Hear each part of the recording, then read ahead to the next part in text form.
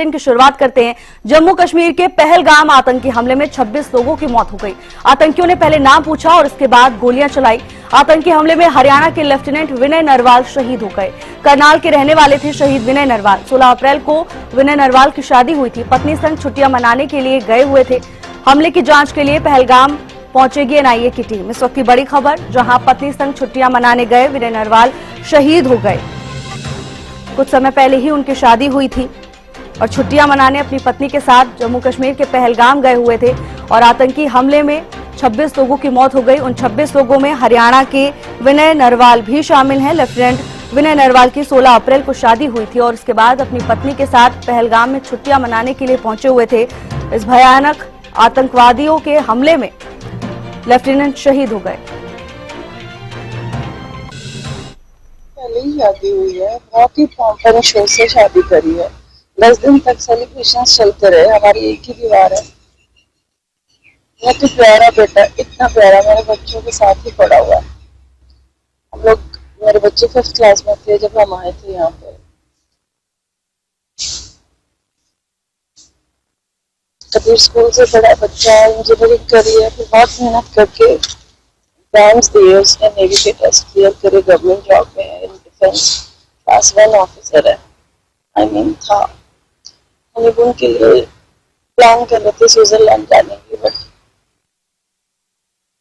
मिली नहीं छुट्टी को, तो दे प्लान की दिल go to Kashmir and it all happened. नजर लग गई किसी।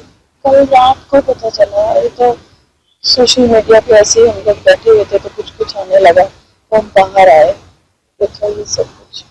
You can not imagine how घर वाले। और लेफ्टिनेंट विनय नरवाल शहीद हो गए हैं। पत्नी के संग छुट्टियां मनाने के लिए पहुंचे हुए थे। आतंकी हमले में हरियाणा के लेफ्टिनेंट विनय नरवाल शहीद हो गए हैं। बता दें कि 16 अप्रैल को उनकी शादी हुई थी और अपनी पत्नी के साथ ही पहलगाम में छुट्टियां मनाने के लिए पहुंचे थे। इसी दौरान इस भयानक आतंकवादियों के हमले में शहीद हो गए। और इसी खबर पर ज्यादा जानकारी के साथ महेंद्र सिंह हमारे संवाददाता हमारे साथ जुड़ गए हैं। महेंद्र, बेहद भयानक ये हादसा रहा। हरियाणा के भी रहने वाले विनय नरवाल इस हादसे में शहीद हो गए हैं। देश के साथ साथ प्रदेश में भी शोक की लहर है।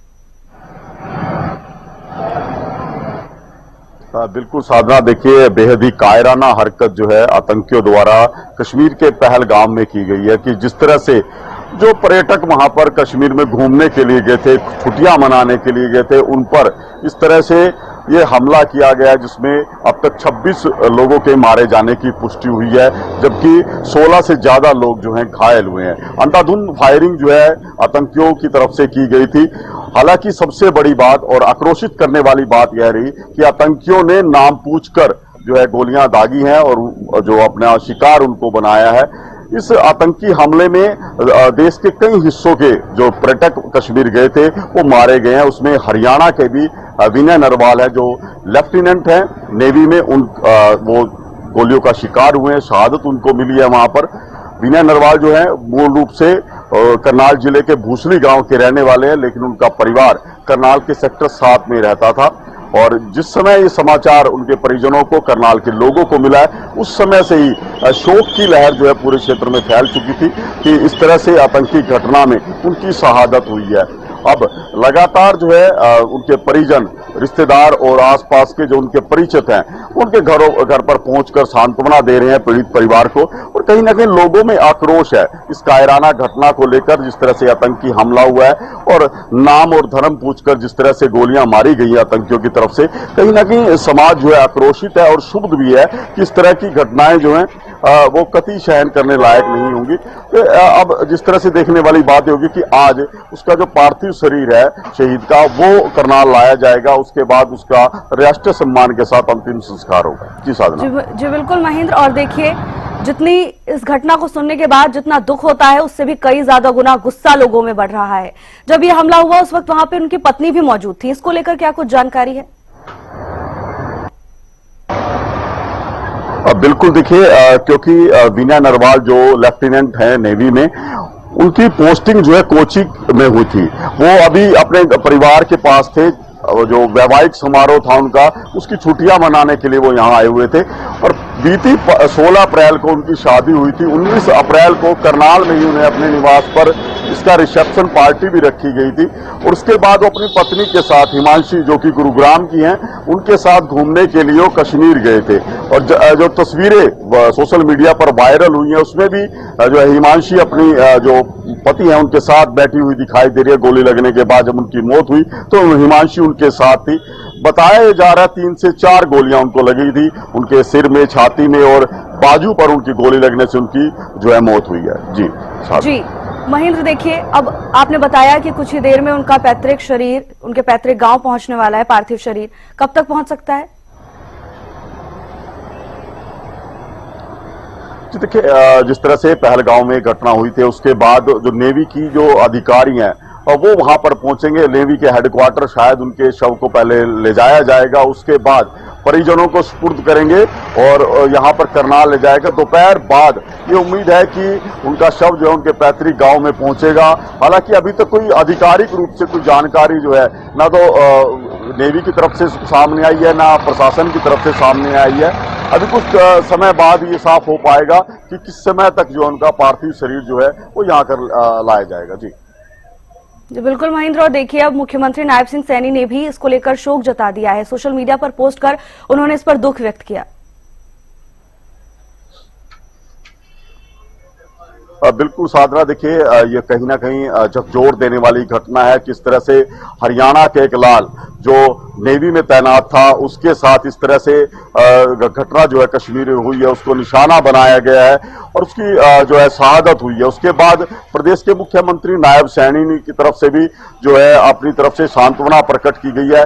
इसके अलावा कई और जो नेता हैं वो भी अपने जो है सांत्वना और जो परिवारजनों को ढांढस पहुंचाने के लिए करनाल पहुंच रहे हैं, क्योंकि कहीं ना कहीं करनाल जिले के लिए एक बड़ी दुखद घटना है। जिस तरह से ये नौजवान था, महज 26 वर्ष जो है उम्र बताई जा रही है विनय नरवाल की, और 3 साल पहले ही ये नेवी में शामिल हुआ था। और इस तरह अब जब उसका शरीर जो है आज तिरंगे में लिपटा हुआ पहुंचेगा तो कहीं ना कहीं लोगों के लिए शोक है और उसके परिजनों में जो है मातम जो है पसरा हुआ है। जी बिल्कुल महेंद्र, और देखिए निहत्थे और मासूम पर्यटकों पर आतंकवादियों ने हमला किया। इससे ज्यादा कायराना और कोई घटना नहीं हो सकती है। अब लोग एक्शन का इंतजार कर रहे हैं और प्रधानमंत्री नरेंद्र मोदी भी खुद एयरपोर्ट पर ही बैठक लेते हुए नजर आए। लगता है अब सख्त एक्शन होने वाला है। बिल्कुल, देखिए जिस तरह से ये घटना आतंकियों ने कश्मीर के पहलगाम में अंजाम दिया वो किसी भी स्तर पर सहन करने योग्य नहीं है। लोगों में आक्रोश है कि मासूम और ऐसे लोगों को जो पर्यटन के लिए कश्मीर गए थे उनको निशाना बनाया गया, जो हालांकि उनके साथ किसी तरह का कोई द्वेष नहीं है। किसी उससे बड़ी आक्रोशित करने वाली बात यह है कि उन लोगों से नाम पूछे गए। जो आतंकी बंदूकधारी जो आए थे उन्होंने वहां मौजूद लोगों से जो खुशियां मना रहे थे, जो कश्मीर की वादियों में जो है घूमने के लिए आए थे, उनको नाम पूछकर, उनका धर्म पूछकर उनको निशाने पर लिया गया। तो कहीं ना कहीं बेहद निंदनीय घटना है कि अपने देश में घूमने पर हो, चाहे वो धर्म के आधार पर, वो बिल्कुल भी सहन करने योग्य नहीं है। यही बात है कि हरियाणा ही नहीं पूरे देश के अलग अलग हिस्से में इस घटना को लेकर को है कड़ा विरोध जताया जा रहा है और लोग यही चाहते हैं कि आतंक के इस स्वरूप का खात्मा जरूर होना चाहिए जो धर्म के आधार पर हो। जिस तरह से निशाना उनको बनाया गया, ऐसी घटनाओं को बिल्कुल भी सहन नहीं किया जाना चाहिए। लोग यही चाहते हैं कि जो सीमा पार से जो आतंकवाद चल रहा है, जो पड़ोसी देश उसको शह दे रहा है, उसके साथ ये आर पार की लड़ाई जो है अवश्य इसकी बार होनी चाहिए। जी साधना। जी बिल्कुल महेंद्र, और देखिए हमला भले ही पहलगाम में हुआ है लेकिन दहशत पूरे देश में फैल चुकी है और इसी को देखते हुए तमाम बड़े शहरों में भी सुरक्षा व्यवस्था को दुरुस्त करने का काम किया जा रहा है। हरियाणा में भी क्या ऐसा कुछ अलर्ट जारी किया गया है? बिल्कुल साधना, देखिए जिस तरह से घटना हुई है, एक बड़ा आतंकी हमला है। 26 से करीब लोग मारे गए हैं, 16 से ज्यादा लोग घायल हुए हैं। उसके बाद कहीं ना कहीं ये पूरा जो चाहे हम मेट्रो सिटीज की बात करें या उत्तरी जो क्षेत्र है देश का, वो कहीं ना कहीं हाई अलर्ट पर है। और क्योंकि ये आतंकी घटनाओं के तार कहीं और भी जुड़े हो सकते हैं, आतंकियों को पकड़ने के लिए किस तरह की प्रयास जो है किया जाएगा, क्योंकि एनआईए की टीम भी जो है पहलगाम में पहुंचेगी, आज तमाम पहलुओं की छानबीन की जाएगी। तो इसको लेकर कई स्थानों पर अलर्ट घोषित कर दिया गया है ताकि इस तरह की घटनाओं से जुड़े हुए लोगों को ट्रेस किया जा सके, या कहीं और जो छुपे हुए लोग हैं या कहीं और हमला करने की फिराक में हो, उनको समय रहते काबू कर लिया जाए। जी साधना जी बिल्कुल महेंद्र। और देखिए, प्रधानमंत्री नरेंद्र मोदी ने भी अपना सऊदी दौरा कैंसिल कर दिया और तुरंत भारत वापस लौटा। इसको देखते ही मामले की गंभीरता को समझ लेना चाहिए। जांच की प्रक्रिया कितनी आगे बढ़ चुकी है और आगे अब क्या कुछ होने वाला है? बिल्कुल साधना, देखिए ये तो साफ है कि ये पाक समर्थित आतंकवादी थे जिन्होंने पहलगाम में इस तरह की जो खाना बनाया है, ये पाकिस्तान की तरफ से ही आए थे हिंदुस्तान में, और उसके बाद ये जंगलों में फिलहाल जो है छुपे हुए हैं। सेना की तरफ से भी जो है इनको ढूंढने का जो प्रयास वो किया जा रहा है। जैसा मैंने पहले बताया कि एनआईए की टीम वो घटनास्थल पर पहुंची है, तमाम पहलुओं की छानबीन की जा रही है। और जिस तरह से प्रधानमंत्री नरेंद्र मोदी भी सऊदी के दौरे पर थे, वो बीच में ही अपना दौरा छोड़कर वापस आए हैं, तो अंदाजा लगाया जा सकता है कि केंद्र सरकार बेहद गंभीर है और इस हमले के दोषियों को तो फिलहाल कतई नहीं बख्शा जाएगा।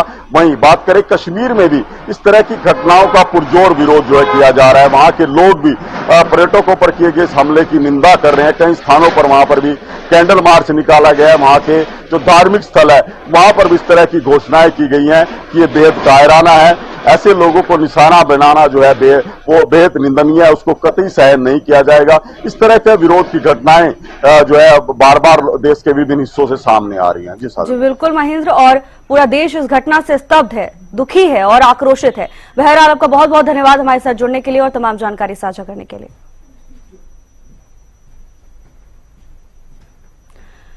हमले की कई देशों ने निंदा की है। बता दें कि आतंकी हमले में हरियाणा के लेफ्टिनेंट विनय नरवाल शहीद हो गए हैं और उनका पार्थिव शरीर कुछ ही समय बाद उनके गांव पहुंचने वाला है, जहां राजकीय सम्मान के साथ उनका अंतिम संस्कार किया जाएगा। इस घटना के बाद से देश में जितना ही दुख व्याप्त है, उससे भी कई ज्यादा अब आम लोगों में गुस्सा देखने को मिल रहा है। जगह जगह कैंडल मार्च निकाले जा रहे हैं और अब लोग सख्त कार्रवाई की मांग कर रहे हैं। तो वहीं दूसरी तरफ प्रधानमंत्री नरेंद्र मोदी भी इस मामले को लेकर पूरी तरह से गंभीर नजर आ रहे हैं। उन्होंने अपना सऊदी दौरा कैंसिल कर दिया और वापस भारत लौट आए।